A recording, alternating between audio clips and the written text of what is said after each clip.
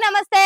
రాజకీయం, cinema, గమ్మతి ఇచ్చంత్రాలు, viral అవుతున్న వీడియోలు ఇట్లా తీరు వార్తలతోని మైక్ టీం ముచ్చట్లు అయితే తయారుగున్నాయి. చలో చూద్దాం పాండ్రే. అందుకంటే మొదలు హెడ్లైన్స్.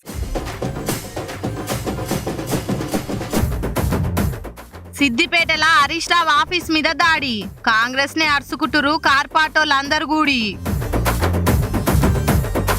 కాంగ్రెస్ ఓలే అడ్డం పడ్డారు మంత్రి జూపల్లి కారుకి, సొంత పాటోలే గిట్ల చేస్తే ఎసరొస్తట్టుంది కదా పార్టీ పేరుకి. వినేష్ ఫోగట్ ను వేల మంది ఎదుర్కొరు గ్రాండ్ గా, ఇంత ప్రేమన అని కళ్ళ నీళ్లతోని ఫీల్ అయింది మనసు నిండుగా. తెలంగాణ పాలిటిక్స్ లో ఇప్పుడు హాట్ టాపిక్ అంటే హరీష్ రావు రాజీనామా ముచ్చట్నే. 15 ఆగస్టు నాటితోని పంచాదికి పర్దలేసినట్టు అయింది. హరీష్ రావు ఏమాయే నీ రిజైన్ అనుకుంటా కాంగ్రెస్ లో మంత్రులు కూడా కారాలు మిరియాలు నూరుతుంటే, కార్యకర్తలు మాత్రం మాటలతోనే ఆకుంటే ఇగో ఈ తీర్ల చేసిర్రు. కాంగ్రెస్ కార్ పార్టీ నడుమ పచ్చగడ్డి నీళ్ళలా తడిపేసినా గానీ బగ్గుమని మండి బూర్ది కూడా మిగిలేటట్టు లేదు. మంత్రులు పెద్ద లీడర్లే మాటకు మాట అనుకొని చూసుకుందాం రా అన్నట్టు తొడలు ఎర్ర గమిలి పొంగ కొట్టుకొని సావో రేవో అన్నట్టు సవాలు చేసుకుంటుంటే క్యాడరు కింది స్థాయి కార్యకర్తలు కాముకుంటారా. ఇగో ఇట్లా ప్రతాపాలు చూపించి పక్క పార్టీ ఆఫీసుల మీదకి పోతారు. సీఎం రేవంత్ రెడ్డి సీరియస్ గా 15 ఆగస్టు లోపు పక్క రుణమాఫీ చేస్తే రాజీనామా చేస్తారంటేగా హరీష్ రావు మరి ఏమాయ అనుకుంటా కాంగ్రెస్ లీడర్ అంతా కౌంటర్లు వేస్తుండే వరకలా ఆ ఛాలెంజ్ ముచ్చట ఇంత పెద్దగా అయ్యి హస్తం పార్టీ కార్యకర్తలు హార్డ్ కోర్ అభిమానులు సిద్దిపేటల హరీష్ రావు క్యాంప్ ఆఫీస్ మీదకి ఇట్లా గేట్లు దనుకుంటా పోయి ఫ్లెక్సీలు దింపి దాడి చేసే కాడికి వచ్చింది. ఇక ఈ వీడియోలు మస్తుగా వైరల్ అయ్యే వరకు బీఆర్ఎస్ వాళ్ళు బీపీ మీద ఉన్నారు. కేటీఆర్ కూడా ఈ వీడియోలను ట్విట్టర్ లో పెట్టి ఇదేనా రాహుల్ గాంధీ గారు మీరు చెప్పిన ప్రేమ దుకాణాల ముచ్చట్లు, విద్వేషాలు ఉండొద్దు అని అనుకుంటా మా పార్టీ పనిచేస్తాను స్పీచ్లు దంచుతారు కదా, మరి ఇదేంది మీ పార్టీ కార్యకర్తల పనితనం ఇగో ఇది అనుకుంటా గట్టిగానే అరుచుకున్నాడు. సరే అవతల పార్టీని అరుచుకోవాలి, పక్క పార్టీ లీడర్లకు మన పార్టీ పనితనం ఏందో చూపియాలి అనుకోవాలి, తప్పు లేదు. కానీ దానికి కూడా పద్ధతి ఉంటది కదా. మరి ఇట్లా ఆఫీసుల మీద పోయి దాడి చేస్తే పద్ధతేనా అనుకుంటా పార్టీల పంచాదులు అంటే వడనోళ్ళు కామెంట్ చేయబట్టిరు. ఇక ఇది చాలన్నట్టు తెల్లారి వరకు 2 పార్టీలు పోటీల మీద హైదరాబాద్ ఆడాడ ఫ్లెక్సీలు కట్టించారు. చెప్పినట్టుగానే రుణమాఫీ చేసి మాట నిలబెట్టుకున్న సర్కార్ మాది, రాజీనామా చేస్తా అని మాట తప్పే లీడర్ ఉన్న పార్టీ అవతలది. దమ్ముంటే రాజీనామా చేయాలి అనుకుంటా కాంగ్రెస్ వాళ్ళ తరపున కొందరు ఫ్లెక్సీలు పెడితే అసలు రుణమాఫీ అంతా తూచు, చెప్పింది కొండంతా చేసింది రవ్వంతా. రుణమాఫీ మాట తప్పి మోసము రైతాంగం పాలిటి కాంగ్రెస్ శాపం అనుకుంటా కార్ పార్టీ తరపున ఫ్లెక్సీలు కట్టిరు ఇంకొందరు. మొత్తానికి ఈలీలు కొట్టుకొని ఓ దిక్కు ఫ్లెక్సీలు దింపుకుంటా ఇంకో దిక్కు కొత్త ఫ్లెక్సీలు కట్టుకుంటా కోపాలు చూపిస్తున్నారు. ఇట్లా పార్టీలు అన్నాక పంచాదులు కామని, లీడర్లు పోతుంటే పడనోళ్ళు ఆపి మరి లడాయి చేసుడు కూడా కామని. లొల్లి మరీ పెద్దగా అయితే కార్ల మీదికి రాళ్ళిస్తుడు, కట్టెలు పట్టుకొని మీదికి పోవుడసొంటివి కూడా అవుతుంటాయి. ఈడ కూడా గట్లని మంత్రి సార్ మీదికి మంది లేచిర్రు. కానీ ట్విస్ట్ ఏంటంటే ఆ లెవెల్ పక్క పార్టీ మనుషులు గారు, సొంత పార్టోలే. అగో అట్లెందుకనంటే అయ్యో ఏం గోసొచ్చే పాపం మంత్రి జూపల్లి సార్కు గద్వాల జిల్లాలో రిజర్వాయర్లను చూస్తానికి కారు కాన్వాయ్ వేసుకొని బయలుదేరిండు జూపల్లి సారు. గంతే తొవ్వలిగో ఇట్లా కారు కడ్డం పడి ఆపి డౌన్ కొట్టిరు జనాలు. ఇదంతా చేసింది ఎవరో పడనోళ్ళు పక్క పార్టీ వాళ్ళు కాదు, సొంత పార్టీ కాంగ్రెస్ వాళ్ళే. వీళ్ళంతా అక్కడ కాంగ్రెస్ లీడర్ సరిత తిరుపతి వర్గం వాళ్ళట. కార్ పార్టీకి వెళ్ళి బండ్ల కృష్ణమోహన్ రెడ్డిని కాంగ్రెస్ లో ఎట్లా చేర్పించుకున్నారు. ఏండ్ల సంధి పార్టీ కోసమే పనిచేసిన మమ్మల్ని కానుకుంటా వద్దన్నా కూడా ఎట్లా కన్వా కప్పిరు అనుకుంటా ఇగో ఇట్లా మీది పోయి పంచాయత్ చేసే వరకు పోలీసులు రంగంలోకి దిగిరు. ఎవరో బయట ఇవన్నీ చేస్తే ఏం ఎట్లా అనిపిస్తుంది అని సీరియస్ గా అవ్వచ్చు. మీతో నాకేంది నడువు రసో అటు అని వెళ్ళిపోవచ్చు. కానీ పార్టీ కార్యకర్తలాయే, కష్టపడి పనిచేసే క్యాడరాయే, ఏం చేసినా మంచిగా ఉండదాయే. అందుకే సంధాయించి అట్లా కాదు అర్థం చేసుకోరి అనుకుంటా కార్లనే ఉండి బుధగరిచ్చినట మంత్రి సారు. కానీ చూడు ఏం గోసొచ్చే, పార్టీకి పతార పెరగాలే బలం పుంజుకోవాలని పక్క పార్టీకి లీడర్లను తెచ్చుకోకపోతే ఓ గోస, తెచ్చుకుంటిగో ఇట్లా సొంత పార్టీల వడక ఇంకో గోస అనుకుంటాం. రాజకీయాలు చాలా కష్టమే సుమా. కొత్తగా వచ్చిన వాళ్ళకి ఇల్లు వేయకుంటేనేమో గీంచడానికి మమ్మల్ని ఎందుకు రమ్మన్నారా ఆ పార్టీలకి అనుగులుగుతారాయే. పోనీ కడవ కప్పుకున్నారు కానీ మంచి చూసుకుంటే ముందొచ్చిన చెవుల కన్నా వెనుకొచ్చిన కొమ్ములే ఎక్కువనా అన్నట్టు పాతోలు పగ చూయిస్తారాయే. పాపం జూపల్లి సార్ కూడా గసంటి సురికే దాకింది ఇప్పుడు. మరి ఇంకా 5 ఏళ్ళు అధికారంలో ఉండాలి కాబట్టి రేపు ఇసొంటి కాకుండా పార్టీ పెద్ద లీడర్లు ఏం చేస్తారో ఏం చెప్తారో చూడాలి. మరి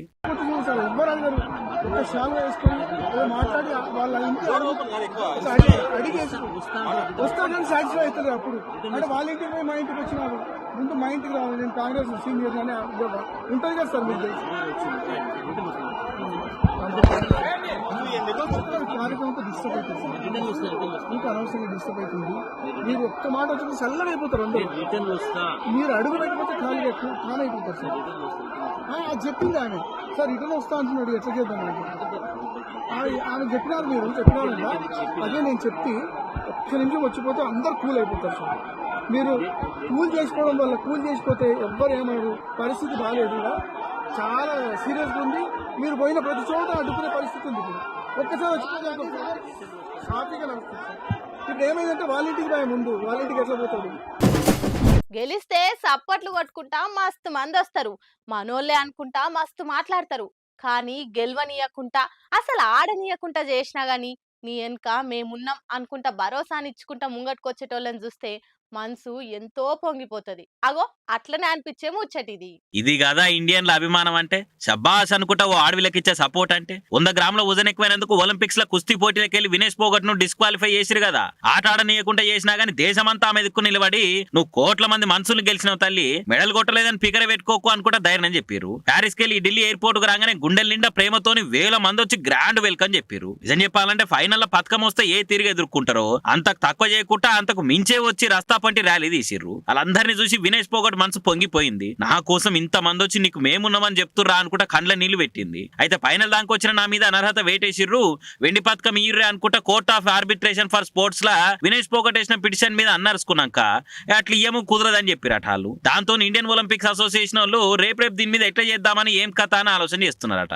ఇంకో దిక్కు వినేష్ పోగట్ డిస్క్వాలిఫై వెనుక రాజకీయాల కుట్ర కోణం కూడా ఉందని వచ్చిన ముచ్చట తెలిసిందే. పార్టీల నడమ పంచాలు నాకవైన ఈ వార్తను దేశం మొత్తం మాట్లాడుకుంది. సోషల్ మీడియాలో ఏడ చూడు వినేష్ పోగట్ కు సపోర్ట్ గా పోస్టులు, స్టేటస్లు, ట్వీట్లు, స్టోరీలు పెట్టి ధైర్యం చెప్పిర్రు. మరి ఇండియాకి వచ్చింది కాబట్టి రేపు ఏమైతుంది ఏం కథ అనేది చూడాలి.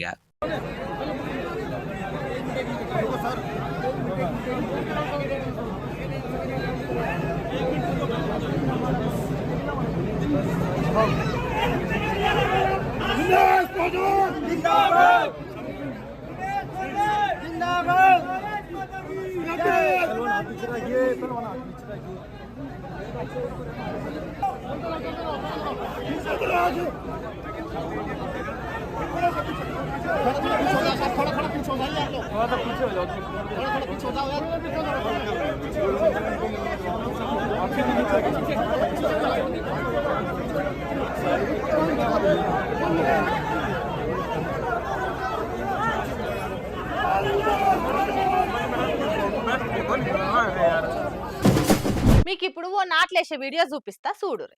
ఏ ఊకమ్మ, ఎంత పట్నం వచ్చి డ్యూటీలు చేస్తే మాకు నాట్లు ఎట్లేస్తారో తెలియదా ఎట్లా అని నన్ను తిట్టుకోకుర్రి. ఇప్పుడు గిడ నాట్లు ఎవలేస్తారో చూస్తే పరేషాన్ అవుతారు పక్కా. కొమ్మ కొమ్మ పూలేరి కొమ్మ కింద ఓసి, కొమ్మ కొమ్మ పూలేరి కొమ్మ కింద ఓసి అని పాటలు పాడుకుంటా ఆడుతూ పాడుతూ నాట్లేస్తుంటారు కదా ఊర్లలోకి. ఇప్పుడు మళ్ళా వాళ్ళ సోపతికి ఇలా నాట్లెవలేసిరో చూడురి. చేన్ల పనికి తగ్గట్టే ఆకుపచ్చ చీర కట్టుకొని మడ్లెక్ దిగింది ఎమ్మెల్యే పరిటాల సునీత మేడము. వెంకటాపురంలా గిట్లనే చేన్ల పనులు ఎట్లా నడుస్తున్నాయి, నాట్లు ఏందాక వచ్చినాయో పారి అట్లా అడుచుకోద్దామని వెళ్ళింది మేడము. ఇక వచ్చినదేదో వచ్చినాము, ఓ పారి మనం కూడా చెయ్యేద్దామని ఇంత తుకం తీసుకొని మున్మేసుకొచ్చిన అమ్మల సోపతికి. ఇక నిత్య కార్లల్లా ఆఫీసులల్లా సల్ల ఏసీల పొడుతుండేటోళ్ళాయే. ఒక్క పరగిట్ల బుర్జలకు దిగి గీ పని ముంగటేసుకునే వరకు ఆమె వీడియోలు, ఫోటోలు బాగా వైరల్ అవుతున్నాయి. ఎట్లనో మేడం మనతో ఉంది కదా అని ఆడున్నోళ్ళు కూడా ఇంత అలా గోడెలా పోసుకుర్రు. ఎమ్మెల్యే మేడం కూడా అట్లనా ఇట్లనా అనుకుంటా మంచిగా ముచ్చట పెట్టుకుంటా అలా బాధ అరుచుకుంది. ఇక ఇదంతా చూసి ఏందో ఏమో పెద్ద పెద్దోళ్ళు ఏం చేసినా వైరలే, మన సొంటోళ్ళు నిత్య గిదే పని చేస్తాం కదా ఎవ్వరు కూడా అయ్యో అనరు అనుకుంటా మాట్లాడుకుంటుర్రు ఆడకట్ల అక్కలంతా. మొన్న 15 ఆగస్టు నాటికి మనకు స్వాతంత్రం వచ్చి 78 ఏళ్ళు అవుతుంది. దేశమంతా 3 రంగుల మన జాతీయ జెండాను ఎగరేసి జనగణమన వాడి మా సంబరంగా చేసుకురు 15 ఆగస్టును. ఆనాడు విచిత్రం ఏందంటే దేశభక్తి మన మనుషులకే కాదు పక్షులకు కూడా ఉంటదని బయటపడ్డది ఈ వీడియోతోని. మళ్ళీ గదేందో మీరు కూడా చూసేయ్యి, ఆలస్యం ఎందుకు. మామూలుగా 15 ఆగస్టు నాడు లేకుంటే 26 జనవరి నాడు జెండా ఎగరేసేటప్పుడు కొన్ని జాగాలల్లో ఏదో ఓ పంచాద అయితేనే ఉంటది. అది ఎట్లా అంటే జెండాను కింది మీదకి ఎగరేసుడు, తప్పుడు ముడివాడి నడుమిట్లనే ఆగిపోవుడు, ఏదో ఒక సీకో కట్టిన తలిగి శినిగిపోవుడు, గిసొంటి అయితేనే ఉంటాయి. అయితే మొన్న 15 ఆగస్టు నాడు కూడా కేరళలో గిసొంటిదే ఓ కథ అయింది. కాకుంటే ఓ పక్షి వచ్చి జెండా ఎగిరేటట్టు చేసింది. మళ్ళీ ఏడికెళ్ళొచ్చిందో తెలియదు గాని అందరు కూడా జెండా ఎగరేసేటప్పుడు ముడి నడుమిట్లనే ఇరికిపోయింది. పోని కిందికి దింపి తప్పుడు ముడి దిద్దామంటే ఒక పారి జెండా మీదికి పంపినామంటే కిందికి దింపొద్దాయే. అగో అప్పుడు వచ్చిందో పక్షి ఆడ గంటగనం జాగున్నా ఏడికి పోకుట సీదా జెండా కాడికి వచ్చి దాని ముక్కుతోని ముడిప్పింది. మళ్ళా ఎవలో చెప్పినట్టే అది ముడిప్పేసరికి ఈ వీడియో బాగా వైరల్ అవుతుంది. సుషిరా ఇది కదా అస్సలైన దేశభక్తి అంటే, దానికి ఎవరు కూడా చెప్పలే ముడిప్పుమని. కానీ దానంతటా అదే ఉన్న జాగాని తిడిచబెట్టొచ్చి గిట్లా జెండెగరయ్య నీకే ఓ చెయ్యేసింది. దేశభక్తి మనుషులకే కాదు పక్షులకు జంతువులకు కూడా ఉంటదని గిది చూసినప్పుడే అచ్చరాల నిజం అనిపిస్తుంటది అనుకుంటా మెచ్చుకుంటుర్రు ఇది చూసిన వాళ్ళంతా.